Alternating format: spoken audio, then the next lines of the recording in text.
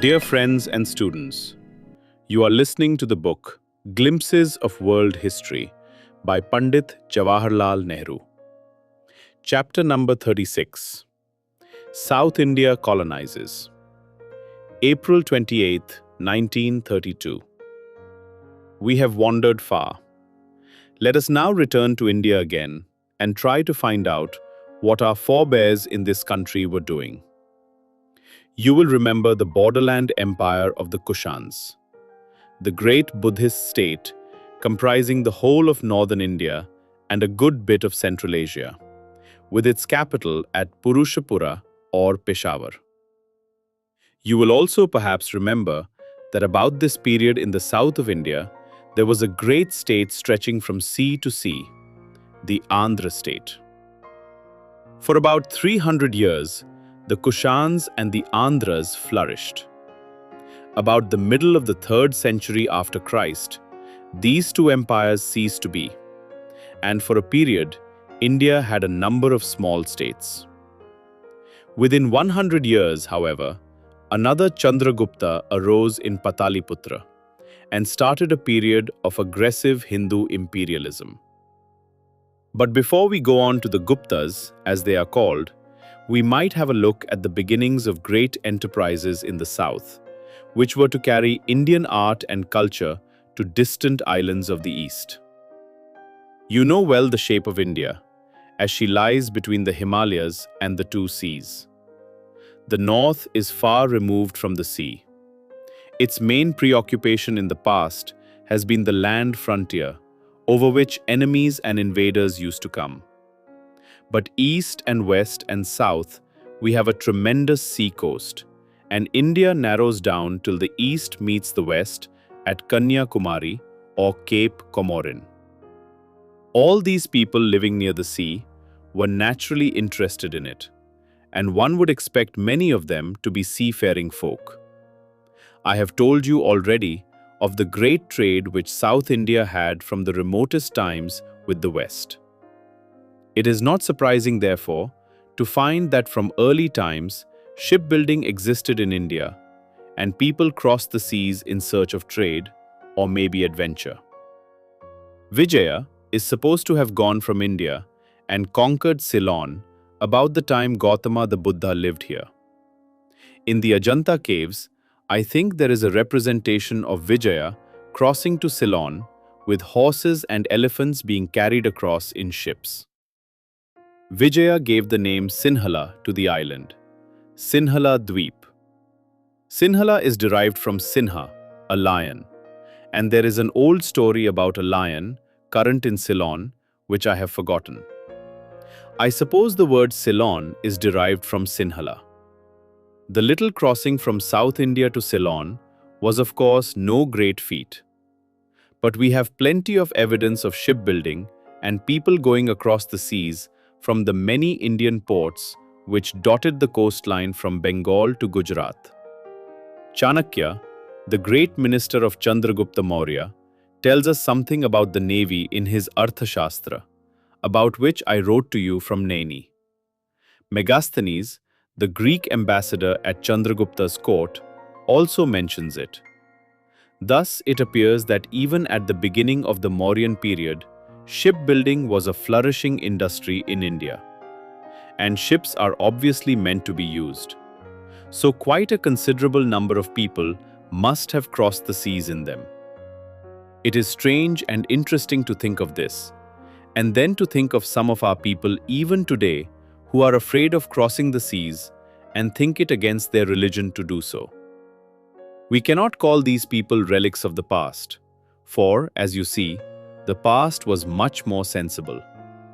Fortunately, such extraordinary notions have largely disappeared now, and there are few people who are influenced by them. The South naturally looked more to the sea than the North. Most of the foreign trade was with the South, and Tamil poems are full of references to Yavana, wines and vases and lamps. Yavana was chiefly used for Greeks, but perhaps vaguely for all foreigners. The Andhra coins of the 2nd and 3rd centuries bear the device of a large two-masted ship, which shows how very much interested the old Andhras must have been in shipbuilding and sea trade. It was the south, therefore, which took the lead in a great enterprise which resulted in establishing Indian colonies all over the islands in the east. These colonizing excursions started in the 1st century after Christ, and they continued for hundreds of years. All over Malay and Java and Sumatra, Cambodia and Borneo they went, and established themselves and took Indian culture and Indian art with them. In Burma and Siam and Indochina, there were large Indian colonies. Many, even of the names they gave to their new towns and settlements, were borrowed from India. Ayodhya, Hastinapur, Takshila, Gandhara. Strange how history repeats itself. The Anglo-Saxon colonists who went to America did likewise. And in the United States today, the names of old English cities are repeated. No doubt these Indian colonists misbehaved wherever they went, as all such colonists do. They must have exploited the people of the islands and lorded it over them.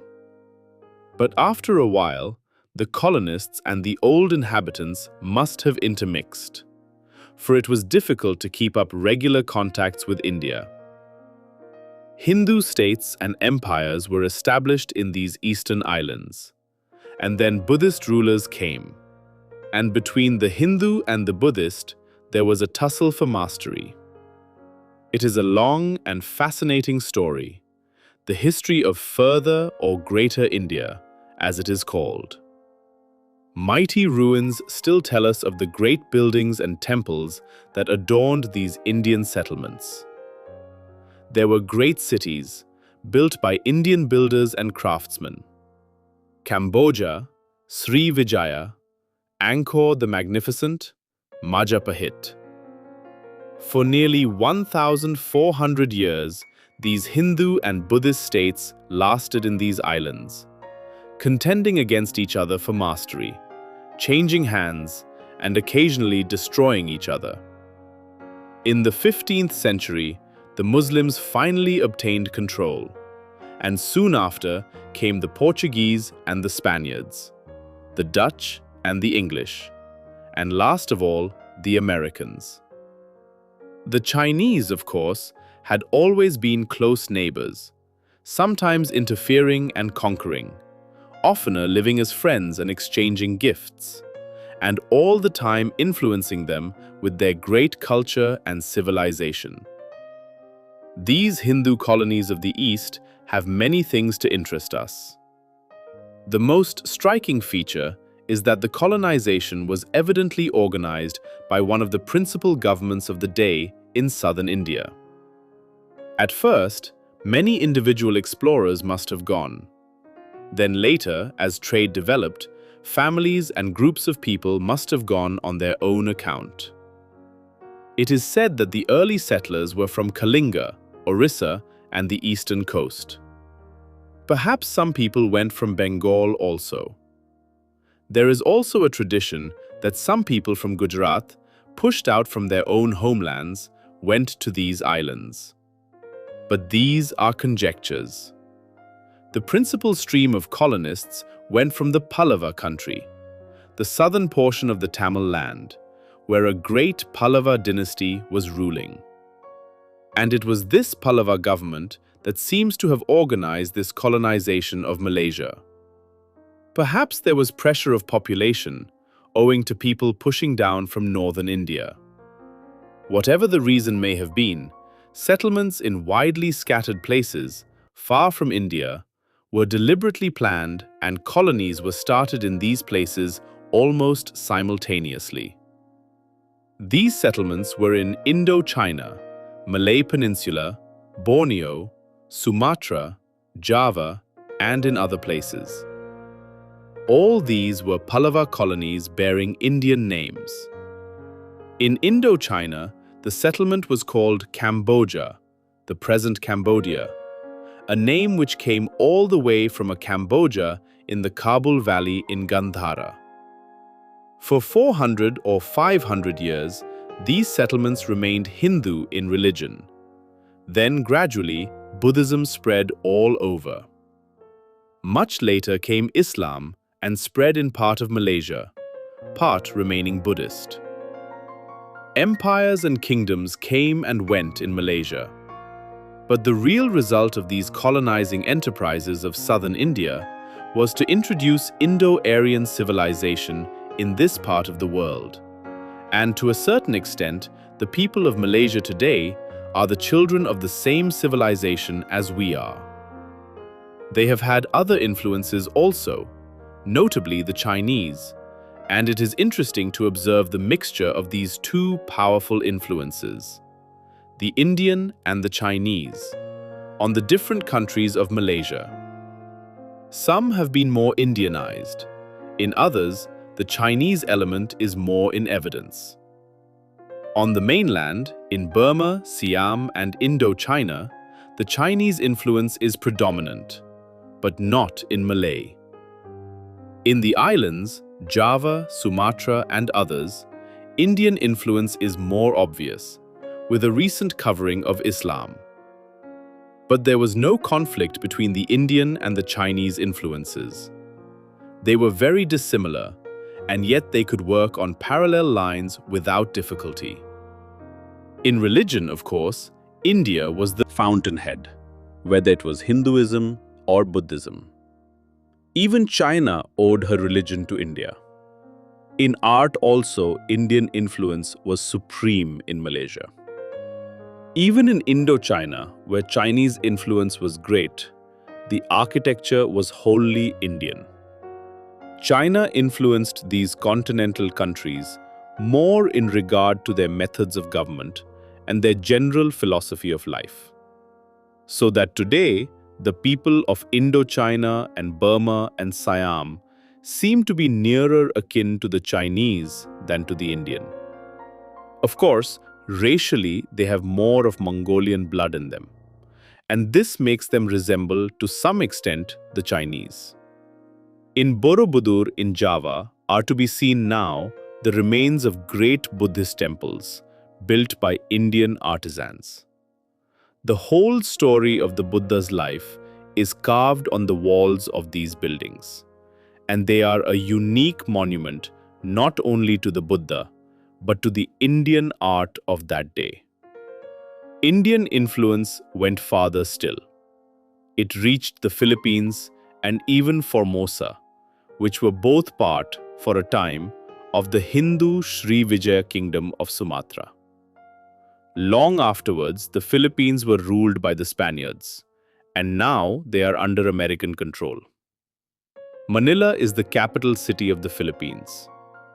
A new legislative building was put up there some time ago, and on its facade, 4 figures have been carved representing the sources of Philippine culture. These figures are Manu, the great lawgiver of ancient India, Lao Tse, the philosopher of China, and 2 figures representing Anglo-Saxon law and justice, and Spain. Dear friends and students, till now you were listening to the book The Glimpses of World History by Pandit Jawaharlal Nehru. Thank you for listening. Please subscribe to the channel. Let's meet in the next episode. Dear friends and students, you are listening to the book Glimpses of World History by Pandit Jawaharlal Nehru. Chapter number 37, Hindu Imperialism under the Guptas. April 29th, 1932. While men from South India were crossing the high seas and founding settlements and towns in distant places, in the north of India there was a strange ferment. The Kushan Empire had lost its strength and greatness, and was becoming smaller and shrinking away.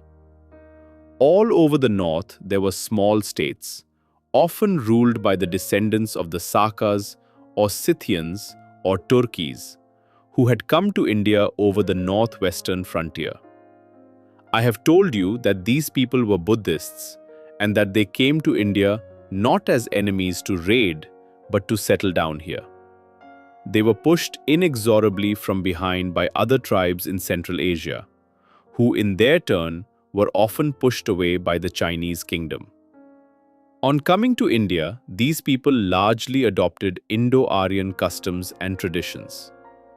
They looked upon India as the parent country for religion and culture and civilization. The Kushans themselves had followed Indo-Aryan traditions to a large extent. This was indeed the reason why they managed to stay in India and rule over large parts of it for such a long time. They tried to behave as Indo-Aryans and wanted the people of the country to forget that they were aliens. They succeeded in some measure, but not quite, for among the Kshatriyas especially, the feeling rankled that aliens were ruling over them. They chafed under this foreign rule, and so the ferment grew, and people's minds were troubled.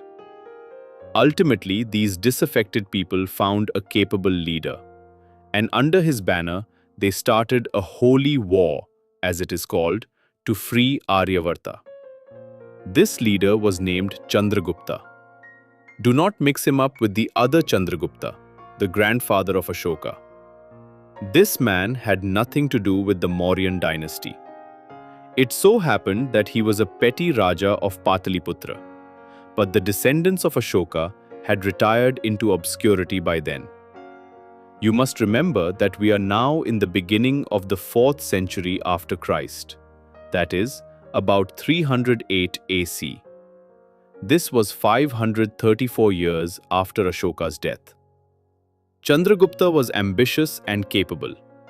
He set out to win over the other Aryan chiefs in the north and to form a kind of federation with them. He married Kumara Devi of the famous and powerful Licchavi clan and thus secured the support of this clan. Having prepared his ground carefully, Chandragupta proclaimed his holy war against all foreign rulers in India. The Kshatriyas and the Aryan aristocracy, deprived of their power and positions by the aliens, were at the back of this war. After a dozen years of fighting, Chandragupta managed to gain control of a part of northern India, including what are now known as the United Provinces. He then crowned himself King of Kings.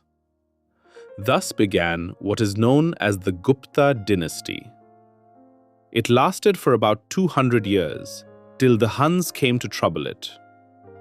It was a period of somewhat aggressive Hinduism and nationalism. The foreign rulers, the Turkis and Parthians and other non-Aryans, were rooted out and forcibly removed. We thus find racial antagonism at work. The Indo-Aryan aristocrat was proud of his race and looked down upon these barbarians and mlechas. Indo-Aryan states and rulers who were conquered by the Guptas were dealt with leniently. But there was no leniency for the non-Aryans. Chandragupta's son, Samudragupta, was an even more aggressive fighter than his father. He was a great general, and when he became emperor, he carried on victorious campaigns all over the country and even in the south. He extended the Gupta Empire till it spread over a great part of India. But in the south, his suzerainty was nominal.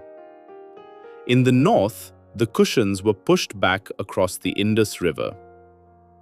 Samudragupta's son, Chandragupta II, was also a warrior king, and he conquered Kathiawar and Gujarat, which had been under the rule of a Saka or Turki dynasty for a long time.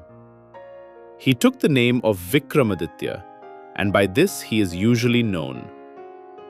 But this name, like that of Caesar, became the title of many rulers and is therefore rather confusing. Do you remember seeing an enormous iron pillar near the Qutub Minar in Delhi? This pillar is said to have been built by Vikramaditya as a kind of victory pillar. It is a fine piece of work, and on the top is a lotus flower, a symbol of empire. The Gupta period was the period of Hindu imperialism in India.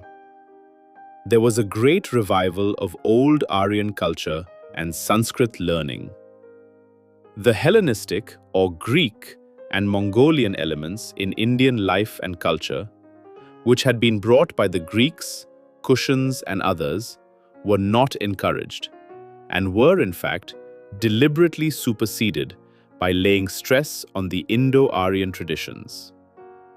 Sanskrit was the official court language. But even in those days, Sanskrit was not the common language of the people. The spoken language was a form of Prakrit, which was nearly allied to Sanskrit. But even though Sanskrit was not the vernacular of the time, it was living enough. There was a great flowering of Sanskrit poetry and drama and of Indo-Aryan art. In the history of Sanskrit literature, this period is perhaps the richest after the great days which gave the Vedas and the epics. Kalidasa, that wonderful writer, belonged to this period. Vikramaditya is said to have had a brilliant court, where he assembled the greatest writers and artists of the day. Have you not heard of the 9 jewels of his court, the Navaratna? Kalidasa is said to have been one of these 9. Samudragupta changed the capital of his empire from Pataliputra to Ayodhya. Perhaps he felt that Ayodhya offered a more suitable background for his aggressive Indo-Aryan outlook, with its story of Ramachandra immortalized in Valmiki's epic. The Gupta revival of Aryanism and Hinduism was naturally not very favorably inclined towards Buddhism. This was partly because this movement was aristocratic, with the Kshatriya chiefs backing it, and Buddhism had more of democracy in it. Partly because the Mahayana form of Buddhism was closely associated with the Kushans and other alien rulers of northern India. But there seems to have been no persecution of Buddhism. Buddhist monasteries continued and were still great educational institutions. The Guptas had friendly relations with the rulers of Ceylon, where Buddhism flourished. Meghavarna, the king of Ceylon, sent costly gifts to Samudragupta and founded a monastery at Gaya for Sinhalese students. But Buddhism declined in India. This decline was due, as I have told you previously, not so much to outside pressure on the part of the Brahmins or the government of the day, as to the power of Hinduism to absorb it gradually. It was about this time that one of the famous travelers from China visited India. Not Huan Sang, about whom I have told you, but Fa Hien. He came as a Buddhist in search of Buddhist sacred books. He tells us that the people of Magdha were happy and prosperous, that justice was mildly administered, and that there was no death penalty. Gaya was waste and desolate. Kapilavastu had become a jungle. But at Pataliputra, people were rich, prosperous, and virtuous. There were many rich and magnificent Buddhist monasteries. Along the main roads, there were dharmashalas, where travelers could stay and were supplied with food at public expense. In the great cities, there were free hospitals. After wandering about India, Fa Hien went to Ceylon and spent 2 years there. But a companion of his, Tao Ching, liked India greatly and was so much impressed by the piety of the Buddhist monks that he decided to remain here. Fa Hien returned by sea from Ceylon to China, and after many adventures and many years' absence, he reached home. Chandragupta II, or Vikramaditya, ruled for about 23 years. After him came his son, Kumaragupta, who had a long reign of 40 years. The next was Skandagupta, who succeeded in 453 AC. He had to face a new terror, which ultimately broke the back of the great Gupta Empire.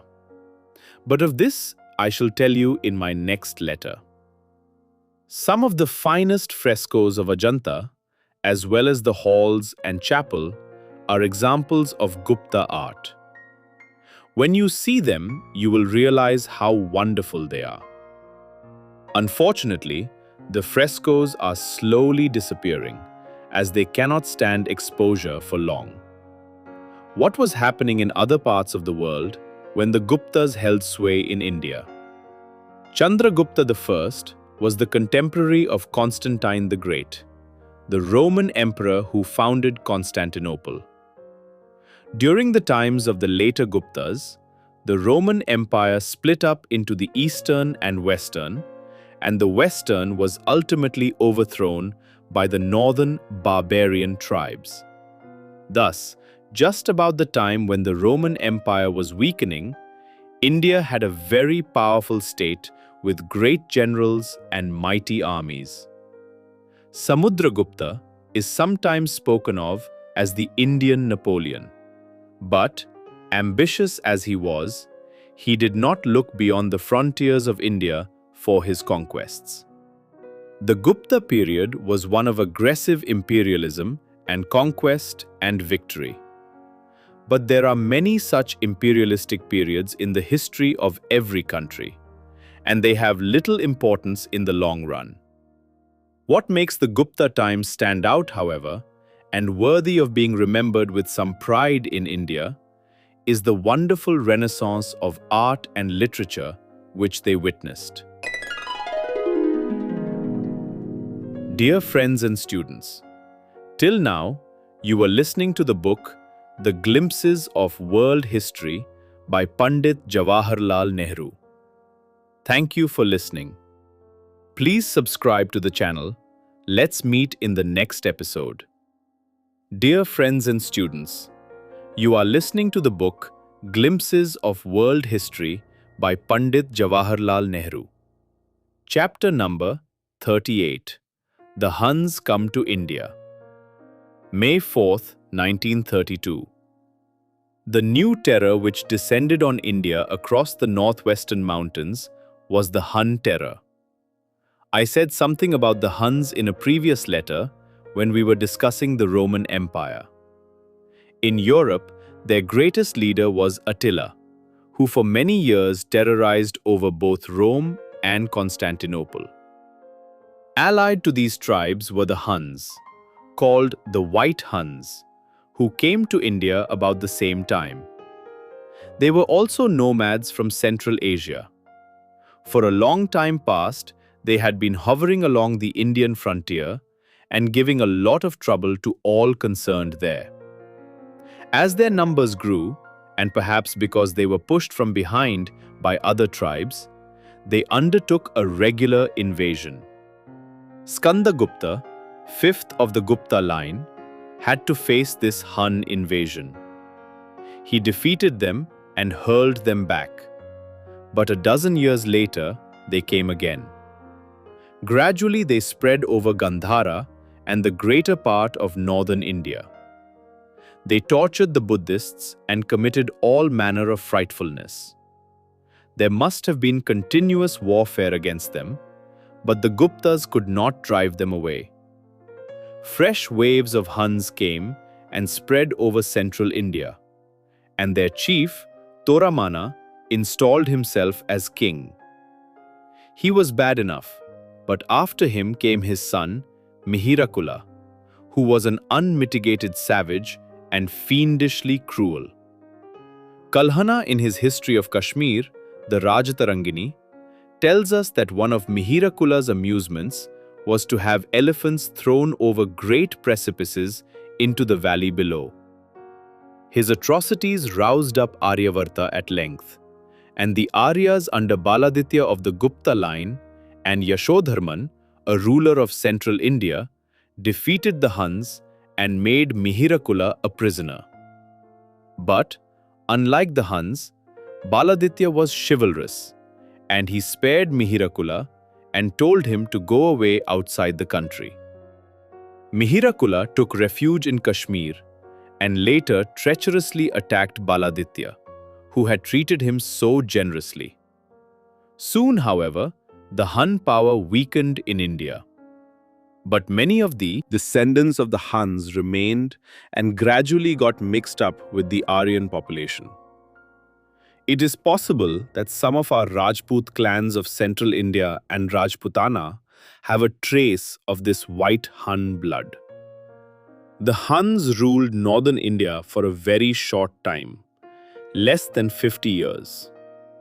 Afterwards, they settled down peacefully. But the Hun wars and their frightfulness made a great impression on the Indian Aryans. Hun methods of life and government were very different from those of the Aryans. The Aryans were still in a large measure a freedom-loving race. Even their kings had to bow down to the popular will, and their village assemblies had great power. But the coming of the Huns and their settling down and mixing with the Indian people made some difference to these Aryan standards and lowered them. Baladitya, who was the last of the great Guptas, died in 530 AC. It is interesting to note that this ruler of a typical Hindu line was himself attracted towards Buddhism and that his guru was a Buddhist monk. The Gupta period is specially known for its revival of Krishna worship. But even so, there appears to have been no marked conflict with Buddhism. Again, we find, after the 200 years of Gupta rule, many states rising up in the north, independent of any central authority. In the south of India, however, a great state now develops. A ruler of the name of Pulakesin, who claimed descent from Ramchandra, established an empire in the south known as the Chalukyan Empire. These southern people must have been closely connected with the Indian colonies in the eastern islands, and there must have been constant traffic between these islands and India. We also learn that Indian ships frequently carried merchandise to Persia. The Chalukyan kingdom exchanged ambassadors with the Sassanids in Persia, especially with one of their great rulers, Khusro II. Dear friends and students, till now you were listening to the book The Glimpses of World History by Pandit Jawaharlal Nehru. Thank you for listening. Please subscribe to the channel. Let's meet in the next episode. Dear friends and students, you are listening to the book Glimpses of World History by Pandit Jawaharlal Nehru. Chapter number 39, India's Control of Foreign Markets. May 5th, 1932. Right through this old period of history which we are considering, for more than 1,000 years, we find Indian trade flourishing both in the West in Europe and Western Asia, and in the East right up to China. Why was this so? Not merely because the Indians in those days were good sailors and good merchants, which they certainly were, and not merely because of their skill in handicrafts, great as was this skill. All this helped. But one of the chief reasons for the control of distant markets by India seems to have been her progress in chemistry, especially in dyeing. The Indians of those days seem to have discovered special methods for the preparation of fast dyes for cloth. They also knew a special method of preparing the indigo dye from the plant. You will notice that the very name indigo comes from India. It is also probable that the old Indians knew how to temper steel well, and thus to make fine steel weapons.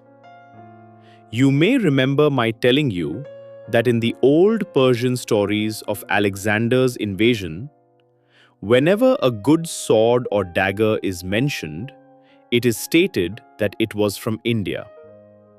Because India could make these dyes and other articles better than the other countries, it was natural that she should command the markets. The person or the country having a better tool or a better or cheaper method of making any article is bound, in the long run, to drive out another person or country which has not got as good a tool or as good a method. And this is the reason why Europe has gone ahead of Asia during the last 200 years. New discoveries and inventions gave Europe new and powerful tools and new methods of manufacture. With the help of these, she captured the markets of the world and became rich and powerful. There were other causes too which helped her. But for the moment, I would like you to consider how important a thing a tool is. Man, a great man once said, is a tool-making animal. And man's history, from the earliest days to the present, is a history of more and more efficient tools.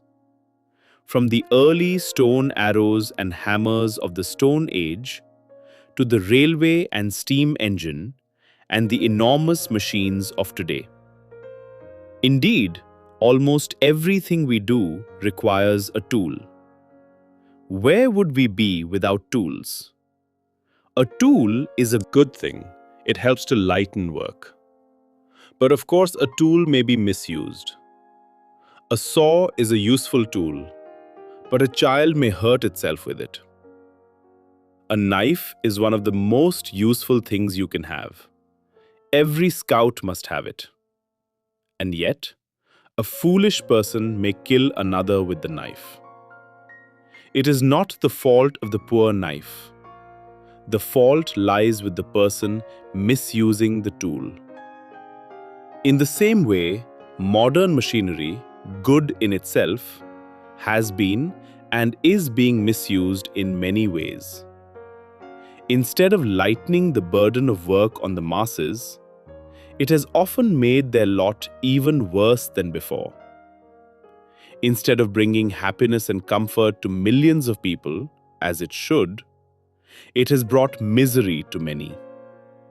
And it has placed so much power in the hands of governments that they can slaughter millions in their wars. But the fault lies not in machinery, but in the misuse of it. If the big machinery were controlled not by irresponsible persons who want to make money for themselves out of it, but on behalf of and for the good of the people generally, there would be a tremendous difference. So in those days, unlike today, India was ahead of the world in her methods of manufacture. And so Indian cloth and Indian dyes and other articles went to far countries and were eagerly sought after. To India, this trade brought wealth. Besides this trade, South India supplied pepper and other spices. These spices also came from the eastern islands and passed via India to the west. Pepper was greatly valued in Rome and the West, and it is said that Alaric, a chief of the Goths who captured Rome in 410 AC, took 3,000 pounds of pepper from there. All this pepper must have come from or via India. Dear friends and students, till now, you were listening to the book, The Glimpses of World History by Pandit Jawaharlal Nehru. Thank you for listening.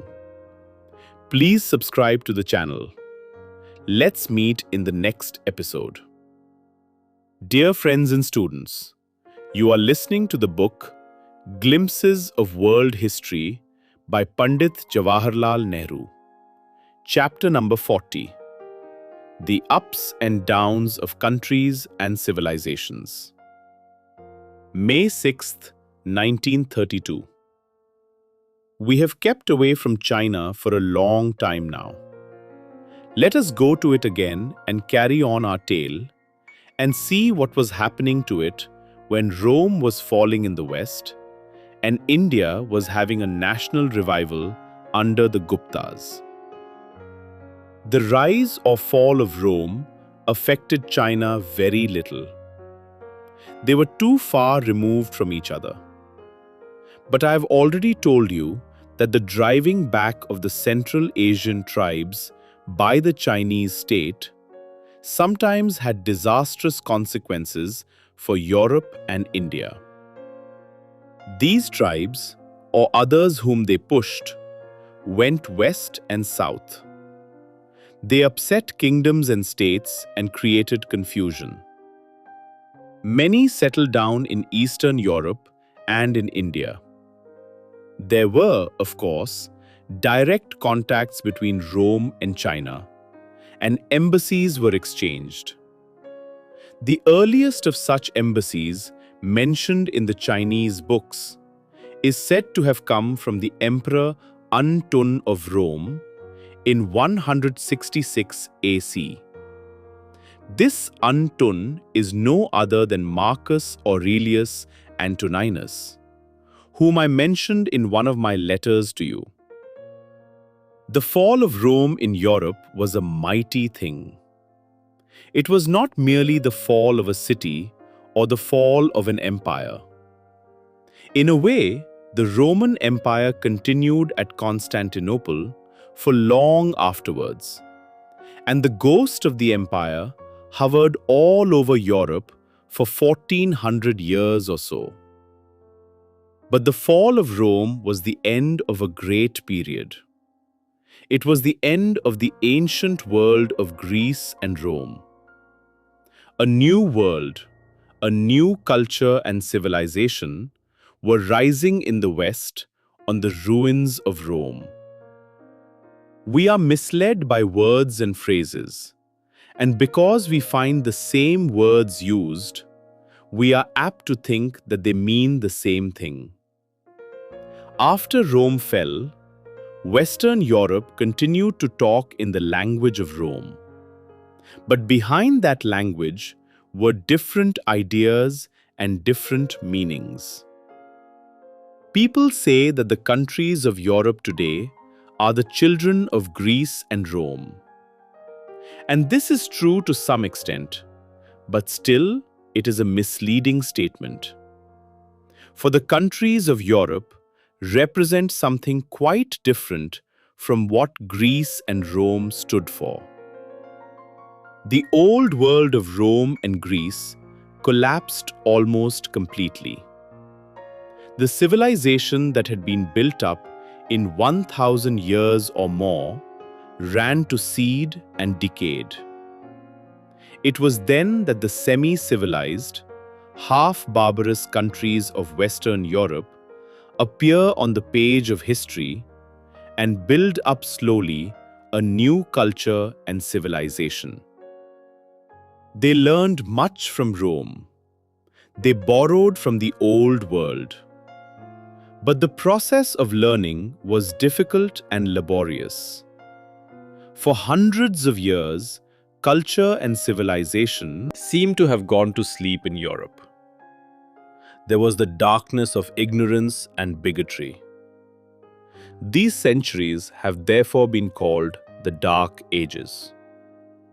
Why was this so? Why should the world go back? And why should the knowledge accumulated through hundreds of years of labor disappear or be forgotten? These are big questions which trouble the wisest of us. I shall not attempt to answer them. Is it not strange that India, which was great in thought and action, should fall so miserably and for long periods should remain a slave country? Or China, with her splendid past, be a prey to interminable fighting. Perhaps the knowledge and the wisdom of the ages, which man has gathered together bit by bit, do not disappear. But somehow our eyes close, and we cannot see at times. The window is shut, and there is darkness. But outside and all around is the light. And if we keep our eyes or our windows shut, it does not mean that the light has disappeared. Some people say that the Dark Ages in Europe were due to Christianity. Not the religion of Jesus, but the official Christianity which flourished in the West after Constantine, the Roman emperor, adopted it. Indeed, these people say that the adoption of Christianity by Constantine in the 4th century inaugurated a millennium, that is, 1,000 years, in which reason was enchained, thought was enslaved, and knowledge made no progress. Not only did it bring persecution and bigotry and intolerance, but it made it difficult for people to make progress in science and in most other ways. Sacred books often become obstacles to progress. They tell us what the world was like at the time that they were written. They tell us the ideas of that period and its customs. No one dare challenge those ideas or those customs because they are written in a sacred book. So, although the world may change tremendously, we are not allowed to change our ideas and customs to fit in with the changed conditions. The result is that we become misfits, and of course, there is trouble. Some people therefore accuse Christianity of having brought this period of darkness over Europe. Others tell us that it was Christianity and Christian monks and priests who kept the lamp of learning alight during the Dark Ages. They kept up art and painting, and valuable books were carefully preserved and copied by them. Thus do people argue. Perhaps both are right. But it would be ridiculous to say that Christianity is responsible for all the evils that followed the fall of Rome. Indeed, Rome fell because of these evils. I have wandered far. What I wanted to point out to you was that while in Europe there was a sudden social collapse and a sudden change, there was no such sudden change in China or even in India. In Europe, we see the end of a civilization and the early beginnings of another, which was to develop slowly into what it is today. In China, we see the same high degree of culture and civilization continuing without any such break. There are ups and downs. Good periods and bad kings and emperors come and go, and dynasties change. But the cultural inheritance does not break. Even when China splits up into several states and there is mutual conflict, art and literature flourish. Lovely paintings are made, and beautiful vases and fine buildings.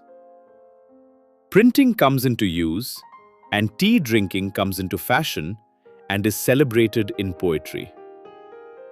There is a continuing grace and artistry in China which can come alone from a high civilization. So also in India. There is no sudden break as in Rome. Certainly there are bad times and good. Periods of fine literary and artistic production, and periods of destruction and decay. But civilization continues after a fashion. It spreads from India to the other countries of the East. It absorbs and teaches even the barbarians who come to plunder.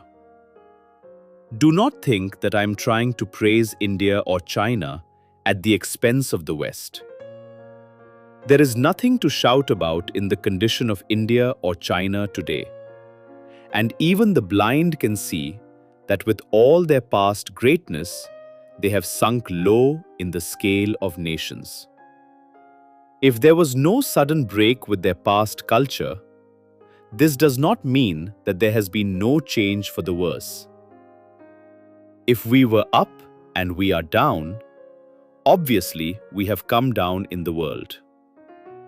We may feel pleased at the continuity of our civilization, but that is small comfort when that civilization itself has run to seed. Perhaps it might have been better for us if we had had sudden breaks with the past. This might have shaken us up and given new life and vitality. It may be that the events that are happening in India and the world today are giving this impetus to our old country and filling her with youth and new life again. The strength and perseverance of India in the past seem to have lain in her widespread system of village republics or self-governing panchayats. There were no big landlords and no big zamindars such as we have today. Land belonged to the village community or panchayat or to the peasants who worked on it. And these panchayats had a great deal of power and authority. They were elected by the village folk, and thus there was a basis of democracy in this system. Kings came and went, or quarreled with each other, but they did not touch or interfere with this village system or venture to take away from the liberties of the panchayats. And so while empires changed, the social fabric, which was based on the village system, continued without great change. We are apt to be misled by the accounts of invasions and fighting and change of rulers into thinking that the whole population was affected by them. Of course, populations were sometimes affected, especially in the north of India.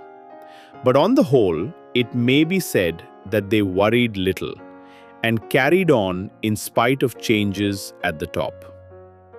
Another factor that strengthened the social system in India for a long time was the caste system as it originally existed. Caste then was not so rigid as it became later, nor did it depend on birth alone. It held Indian life together for thousands of years, and it could only do so not by preventing change or growth, but by allowing this to take place. The old Indian outlook in religion and life was always one of tolerance and experiment and change. That gave it strength. Gradually, however, repeated invasions and other troubles made caste rigid, and with it, the whole Indian outlook became more rigid and unyielding. This process went on till the Indian people were reduced to their present miserable condition, and caste became the enemy of every kind of progress. Instead of holding together the social structure, it splits it up into hundreds of divisions and makes us weak and turns brother against brother. Thus, caste helped in the past in strengthening India's social system. But even so, it had the seeds of decay in it. It was based on perpetuating inequality and injustice, and any such attempt was bound to fail in the end. No sound and stable society can be built up on the basis of inequality and injustice, or on the exploitation of one class or group by another. Because today there is still this unfair exploitation, we see so much trouble and unhappiness all over the world. But everywhere, people have come to realize this and are working hard to get rid of it. As in India, so also in China, The strength of the social system lay in the villages and the hundreds of thousands of peasants who owned and tilled the land. There also were no big zamindars. Religion was never permitted to dogmatize or to become intolerant.